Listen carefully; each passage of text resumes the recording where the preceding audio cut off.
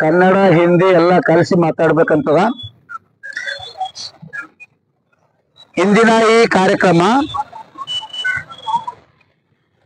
ಕರ್ನಾಟಕದ ಕಣ್ಮಣಿ,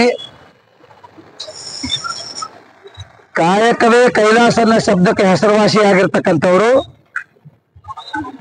ಭಾರತ ದೇಶ ಸಣ್ಣ ಕೂಸು ಮಕ್ಕಳು ಶಾಲೆಗೆ 1ನೇ ಓದ್ತಕ್ಕಂಥ ಮಕ್ಕಳಿರಲಿ 2ನೇದವ್ರು ಇರಲಿ, ಜನಗಣ ಮನ ಅಧಿನಾಯಕ ಅಂತ ಹೇಳಿದ ಮೇಲೆ ಏನ್ ಹೇಳ್ತಾರ, ಬೋಲೋ ಭಾರತ್ ಮಾತಾ ಕಿ ಜಯ ಅಂತಾರ.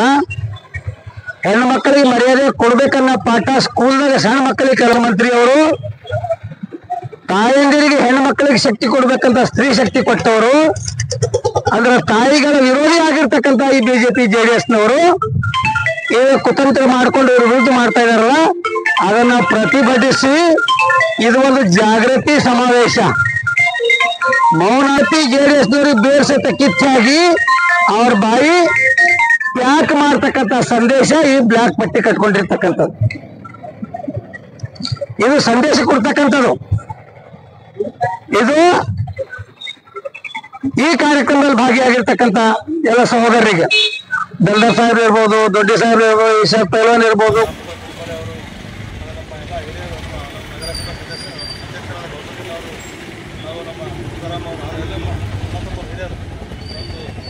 ಅಧ್ಯಕ್ಷರು ಈ ಮೌನಾಚರಣೆಯಲ್ಲಿ ಮುಖ್ಯ ಏನಂದ್ರೆ ಬಿಜೆಪಿಗೆ JDS ಅವರಿಗೆ ಆಗ್ತಾ ಇಲ್ಲ ಟೋಟಲಿ ಅವರಿಗೆ. ಯಾಕಂದ್ರೆ ಸಿದ್ದರಾಮಯ್ಯ ಅವರು ನುಡಿದಂತೆ ನಡೆದ ಮನುಷ್ಯರು, ಅವ್ರೇನು ಮಾತು ಕೊಟ್ಟಿದ್ರು ಆ ಮಾತಿಗೆ ನಡೆದಿದ್ದಾರೆ, ಅವ್ರು ಮುಂದೆ ನಡೀತಾರೆ. ಹಾಗಾಗಿ ಎಲ್ಲ ಈ JDS ಬಿಜೆಪಿ ಅವ್ರಿಗೆ ಏನಾಗಿದೆ ಅಂದ್ರೆ ಏನಾದರೂ ಕುತಂತ್ರ ಮಾಡ್ಬೇಕು, ಅವ್ರಿಗೆ ಏನಾದರೂ ಮಾಡಿ ಹೆಂಗಾರ ಮಾಡ್ಬೇಕಂತ ಹೇಳಿ ಅದಕ್ಕೆ ರಾಜ್ಯಪಾಲಲ್ಲಿ ಯೂಸ್ ಮಾಡ್ತಾ ಇದ್ದಾರೆ. ಇವಾಗ ರಾಜ್ಯಪಾಲರಲ್ಲಿ ಏನಂದ್ರೆ ಬಿಜೆಪಿದು ಒಂದು ಮುಂಬೆಯಾಗಿ ಮಾತಾಡ್ತಾ ಇದ್ದಾರೆ, ಅದಕ್ಕೆ ತಪ್ಪಿದೆ. ಹಾಗಾಗಿ ಅವ್ರದ್ದು ಏನಾದರೂ ತೀರ್ಪಿದ್ರೆ ಎಲ್ಲ ಗರೀಬರ್ದು ವೋಟರ್ಸ್ಗಳನ್ನೆಲ್ಲ ನಂಬ್ತಾರೆ, ಜನತಾಗಳು ಅವ್ರು ಆಡೇ ತೀರ್ಪು ಕೊಟ್ಟಿದ್ದಾರೆ. ಅದರಿಂದ ಅವರು ಎಲ್ಲ ಜನಗಳು ಇದ್ದಾರೆ. ಹಿಂಗೆ ಮುಂದುವರೆದು ಏನ್ಬೋದು, ಇದು 5 ವರ್ಷ ಅಂತಲ್ಲ, ಮತ್ತೆ ಮುಂದೆ 5 ವರ್ಷ ಎಲೆಕ್ಷನ್ ಇತ್ತು, ಮತ್ತೆ ನಮ್ಮದೇ ಕಾಂಗ್ರೆಸ್ ಸರ್ಕಾರ ಇರ್ತದೆ. ಹಾಗೆಲ್ಲ ಪೂರ ಬೀದರ್ ಸಾಮಾನ್ಯ ರಾಜ್ಯದ ಪೂರ 6 ಕೋಟಿ ಜನ ಅವಕಾಶ ಅಂತ ಹೇಳಿ ಎಲ್ಲರಿಗೂ ಹೇಳಕ್ಕೆ ಇಷ್ಟಪಡ್ತೀನಿ. ಮುಂದುವರೆ ಅವ್ರ ಸಂಟ ಎಲ್ಲರೂ ನಮ್ಮ ಬೀದರ್ ಇಡೀ ಕರ್ನಾಟಕದ ಎಲ್ಲರೂ ಅವ್ರ ಬೆಂಬಲ ಆಗಿರ್ತೀವಿ ಅಂತ ಹೇಳಿ ಒಂದೆರಡು ಮಾತು ಹೇಳೋಣ ಮುಗಿಸ್ತೀನಿ. ಇಲ್ಲ ಮಾತು ಹೇಳೋಕ್ಕೆ ಅವಕಾಶ ಕೊಟ್ಟಿದ್ರೆ ತುಂಬ ಧನ್ಯವಾದ ಮುಗಿಸ್ತೀನಿ. ಧನ್ಯವಾದ. हमारा सभी का एक ही मकसद है, जो सिद्धरामैया साहब को किसी तरफ से निकालकर किसी तरफ से तकलीफ देने की जो कोशिश कर रहे हैं, क्योंकि हिंदुस्तान की तारीख में ऐसा CM आया ना आएगा। जो उन्होंने 5 स्कीम इलेक्शन से पहले डिक्लेयर की थी, वो इलेक्शन के बाद 5 स्कीम इम्प्लीमेंट करने के बाद बीजेपी की नींद उड़ गई थी। वो नींद उड़ने के बाद उन्होंने ये सोचे कि सिद्धरामैया छोटी कास्ट से आते हैं, इनको तकलीफ देकर ही यहाँ से निकाले तो हमारा कर्नाटक में हमारा परचम लाएगा। मगर कर्नाटक की जनता जानती है कि पूरी सिद्धरामैया के साथ है। जो गरीब महिलाएं हैं, मेरे माँ हैं, बहनें हैं, पूरे सिद्धरामैया की आवाज है। इस बार 136 या 137 सीट दिए थे। अगर मौका मिला नेक्स्ट बार कर्नाटक की जनता इतनी बहुमत देंगी कि डबल बहुमत से कांग्रेस सरकार बनेगी। फिर उनके बीजेपी वालों के चेहरे का रंग अभी से उतरे हुआ है, पर सिद्धरामैया अकेले नहीं है, पूरी जनता उनके साथ है, 7 करोड़। क्योंकि वैसा CM कर्नाटक में आया ना आएगा। हम तमाम लोग इसलिए जमा हैं, सिद्धरामैया के हर लम्हों पे हम उनके साथ रहना चाहते हैं, क्योंकि सिद्धरामैया ऐसे CM है, उनकी कितनी भी तारीफ कम की जाती है।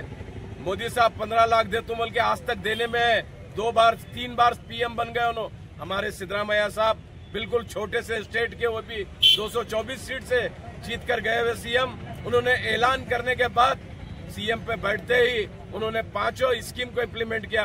शायद उनको सैल्यूट करता हूं मैं बिदर की जनता की तरफ से और कर्नाटक की जनता की तरफ से। हम दिल की गहराइयों से हर लम्हों पे सिद्धरामैया साहब के साथ है। सिद्धरामैया साहब तुम आगे बढ़ो, सिद्धरामैया साहब तुम आगे बढ़ो, हम उनके साथ हर लम्हों पे।